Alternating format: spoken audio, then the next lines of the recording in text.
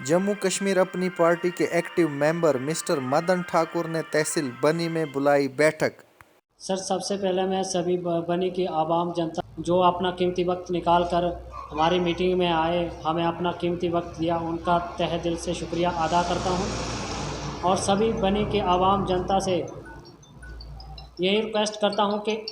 हमारी सपोर्ट करें, हमारी पार्टी में आए, ज्वाइन करें और हमारी पार्टी को और मजबूत बनाएं, ताकि हम कल इस बनी के अंदर कोई अच्छा लीडर फील्ड में लाएं जो हमारी बातें सुने और हमारी बातों को सुनकर आगे हाई कमांड तक पहुंचाए, मिनिस्ट्री तक पहुंचाए, जिससे हमारी बनी के इलाके के बड़े बड़े काम हों और बड़े बड़े जो प्रोजेक्ट हैं उनके काम चलें, ताकि हमारी बनी की आवाम जनता का जम्मू कश्मीर अपनी पार्टी का क्या स्टैंड रहेगा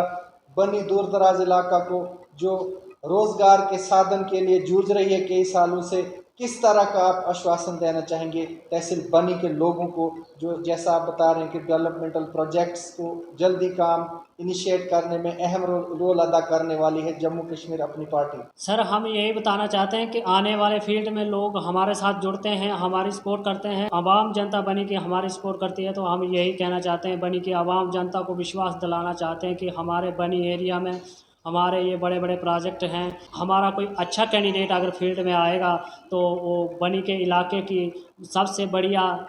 कश्मीर जैसी श्रीनगर जैसी डेवलपमेंट होगी। और वो लीडर अगर हमारा ईमानदार होना चाहिए, जिसको हम फील्ड में लाएंगे, वो हमारी बातें सुने, कंपनियों से काम लें, और जितना भी कंपनियों से बजट कंपनी अगर इलाके की डेवलपमेंट के लिए देती है उसको लगाएं, तो हमारे इलाके की आने वाले टाइम में बहुत अच्छी एक डेवलपमेंट हो सकती है। हमारे बनी के बेरोज़गार युवाओं को रोज़गार मिलेगा और बनी की आवाम जनता जो है वो एक अच्छे लीडर को हमारे साथ मिलकर हम एक अच्छे लीडर को फील्ड में लाएंगे जो बनी इलाके की डेवलपमेंट को बनी की इलाके की डेवलपमेंट करवाए। जो आज की मीटिंग थी जहां आपके जो वरिष्ठ नेता हैं वो नहीं आ पहुंचे बनी में, और नेक्स्ट क्या पहल बनी के युवा को जो पीड़ित हैं इस रोजगार को लेकर, अब आप मीटिंग करेंगे नेक्स्ट जो अपने सीनियर लीडर्स को आप बनी में उतारेंगे? सर, मैं बनी की आवाम जनता से ये क्षमा चाहता हूँ, उनसे माफ़ी चाहता हूँ कि हमारे अल्ताफ़ साहब जो हमारे पार्टी के सीनियर प्रेसिडेंट हैं, जिन्होंने अपनी पार्टी बनाई है, वो डिस्ट्रिक्ट कठुआ में उनका इंस्पार्ट प्रोग्राम बना, और जो हमारे यहाँ पर आने वाले थे district senior president Premlal Dogra साहब, उनका वहाँ पे अरेंजमेंट करना ज़रूरी हो गया। वो अगर यहाँ पे आते तो वहाँ अरेंजमेंट करना मुश्किल था। तो इस कारण से जो बनी की आवाम जनता से हम माफ़ी चाहते हैं कि इस बार जो हमारा प्रोग्राम डिले हुआ है, अगली बार हम अल्ताफ़ बुखारी साहब से एक इमीडिएटली ये रिक्वायरमेंट लेंगे कि बनी के अंदर हमें परमिशन दीजिए सर, हम एक बड़ा प्रोग्राम करवाएंगे। उनसे रिक्वेस्ट भी करेंगे कि वो हमारी बनी के अंदर आएँ और हमारी बनी की आवाम जनता की दुख दर्द सुने, उनके बड़े बड़े काम जो हैं, जैसे ट्रैफिक टनल है लॉन्ग की, जैसे बनी के 142 करोड़ का ब्रिज है, मजीरी का जैसे खद्र किलोल का रोड है उसको हल करवाएं, अमनोता स्कूल है 8th का वो अपग्रेड हुआ है पर वहाँ पे स्टाफ नहीं बैठता है, उसे अपग्रेड करें। और जैसे संदरून रोड में लोगों का नुकसान हो रहा है, लोगों की ज़मीनें चली गई, गांव रोडों से दूर रह गए, और वो लोग फिर से खच्चरे लगाकर फिर से घर में राशन पहुंचाएंगे तो उस रोड की क्या बेनिफिट होगी। तो हम अल्ताफ़ साहब से यही रिक्वेस्ट करेंगे कि सब लोगों के साथ मिलकर ऊपर से हाई अथॉरिटी तक इस बात को पहुंचाएं, तो सेंटर तक इस बात को पहुंचाएं, ताकि गरीब जनता का सुनवाई हो,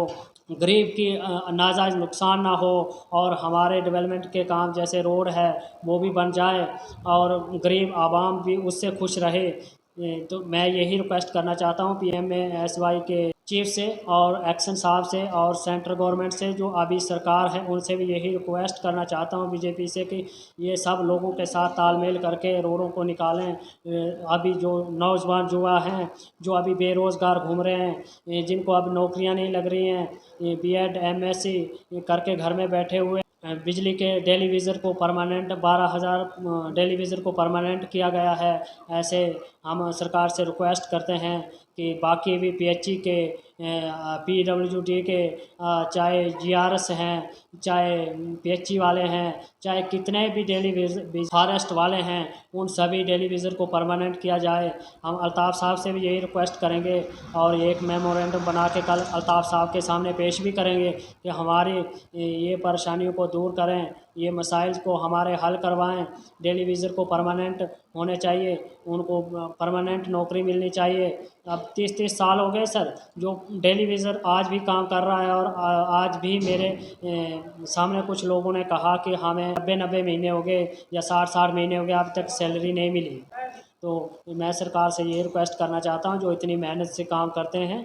डेली विज़र के सर पर ही जितना पहाड़ी एरिया का काम है, जितना भी हमारे बनी के बैकवर्ड एरिया का काम है, सब उनके ऊपर ही चलता है। तो मैं अल्ताफ़ साहब से भी यही रिक्वेस्ट करता हूँ और अपनी सेंट्रल गवर्नमेंट से भी यही रिक्वेस्ट करता हूँ, बीजेपी सरकार से भी यही रिक्वेस्ट करता हूँ कि इनको जल्द से जल्द परमानेंट किया जाए और हमारे जितने भी मसाइल हैं, जैसे टनल है, ब्रिज है,